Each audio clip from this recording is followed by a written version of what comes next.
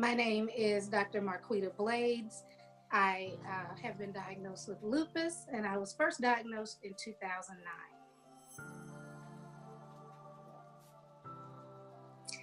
Uh, when I'm having a flare up, the typical day is agonizing, in a word. I typically am not able to do anything for myself when I'm having a flare up in terms of any type of personal care. So I have difficulty getting out of bed, walking, any personal care needs such as taking a shower, brushing my teeth, getting dressed.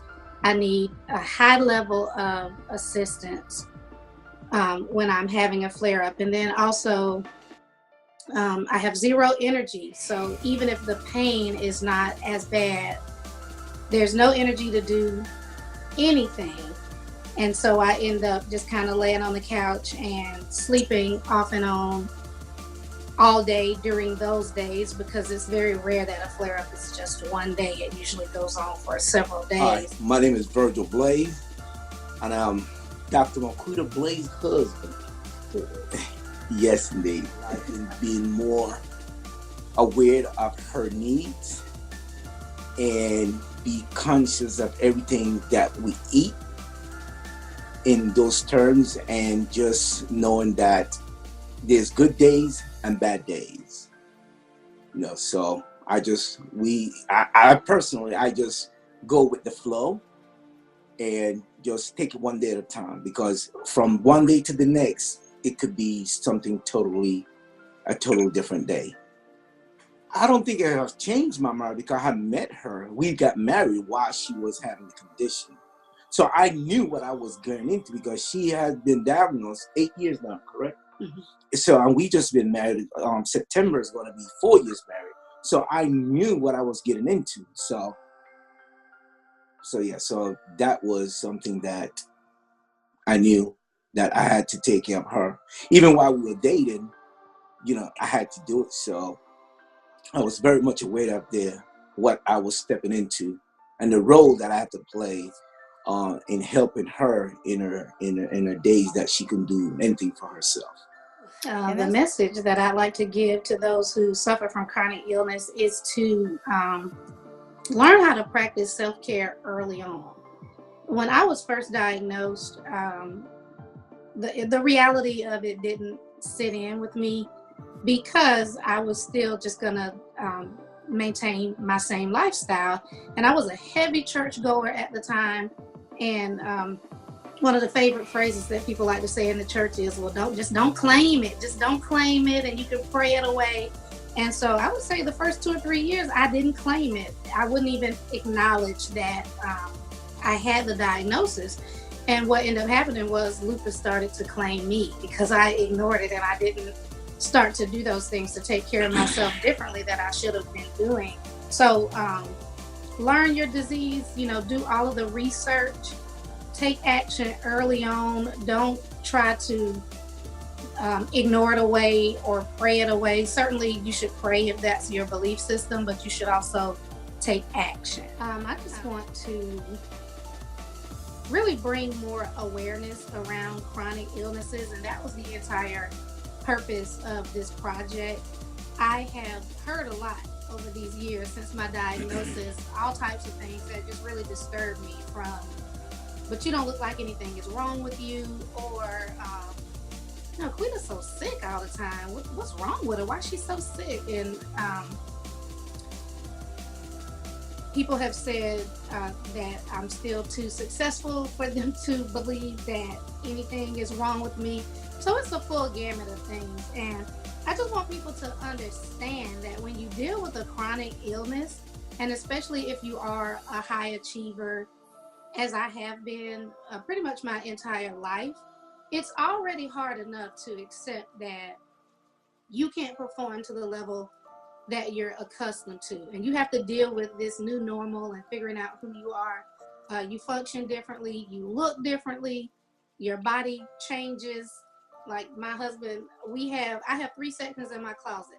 I have the small section, which is size 4'6", the medium, which is size 8'10", and then the large, 12 to 14, because we never know how big I might be at any given time or how small I might be at any given time. But prior to my lupus really getting out of control, I've always been a size 4 and a size 6. So just dealing with the body image issues, and having people say to me sometimes, well, I like you with more meat on you. But they don't understand, like, this meat on me is coming from a debilitating disease. And if you knew what it meant internally for me to carry this extra weight, maybe you wouldn't say that you like it on me. And just a compassion piece as well, because there have been times when I have asked for help at work and people have been like, no, or they've watched me struggle. I've had men in the workplace watch me limping and struggling with my bag, and they wouldn't offer me any assistance. Or somebody told me one time, oh, Blake's just wants some attention. Who wants that type of attention? Who wants to struggle to turn a doorknob and people see you doing that? And there's no positive attention in that. No one would fake not being able to just do the simple things that most people take for granted. And so it's not a call for pity, but just more so of understanding, awareness. I want people, plenty of people have said to me, oh, my aunt has that, my cousin has that, but I don't really know anything about it. But I want you to get to know something about it and check on that person and make sure that they're okay, because it is a lot worse than it looks. It's a lot worse than it looks, and it can be very lonely at times. As a husband, you just have to, for me, I take it one day at a time, period. I always tell my wife, when we down, we down. When we up, period. You down, don't worry about it, I got you. You know, because that's just going to be for 3-4 days, but then you snap out of it. Not snap out of it, but you come out of it, and we do things. And we if we have to put things on hold, we just put it on hold. I know certain things that I would like to do, and even as simple as going to the grocery. When we go to the grocery, we divide ourselves. I go to the cold section. Yeah. Yes, simple things. And I do the produce and the inner aisles. Because if I get, it only takes about 6 or 7 minutes of me in the grocery store before I get too cold to function. Exactly. So little things like that, we plan everything, you know, that way. But and people always look at the end results, but they don't see the struggle that you go through to get to that point. They only see the glamorous, oh, they always traveling. But they don't know that we, especially in the wintertime, we travel to tropical places because I need to get my wife out of this winter. But they think that oh my God, they've been to Jamaica, they've been to DR, they went to Honduras, they went to Brazil. But little that you know, we did that. So my We're wife, running from the weather. Oh, exactly.